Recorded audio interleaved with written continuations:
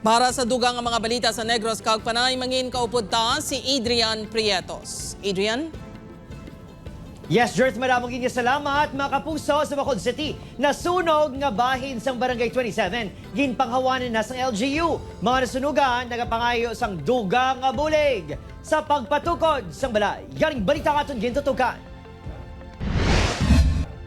Nahatagan sa paglaom ang mga nasunugan nga liwat makabalik sa lugar. Ang masobra 200 ka mga pamilya matapos ginapanagiyahan sa gobyernong duta sa bahin sa Barangay 27. Kaya sa aga, ginbatigayan ang clearing operation sa lugar. Damo tadi team nga sa City Legal, DRRM, Benro, kagang amon team sa City Engineers, Gabuligay.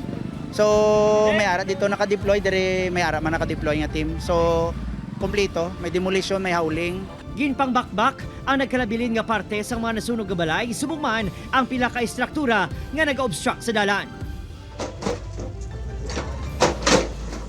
Pananglitan maplastar na ang lugar. Panugutan ang mga nasunugan nga mat-amat na nga makapatindog sa balay. Nga kung makabalik sila diri temporaryo, hindi sila magamit light materials. Kag aminable man ang tanan nga for the meantime sila gidya mismo ang amatamat nga magpundar.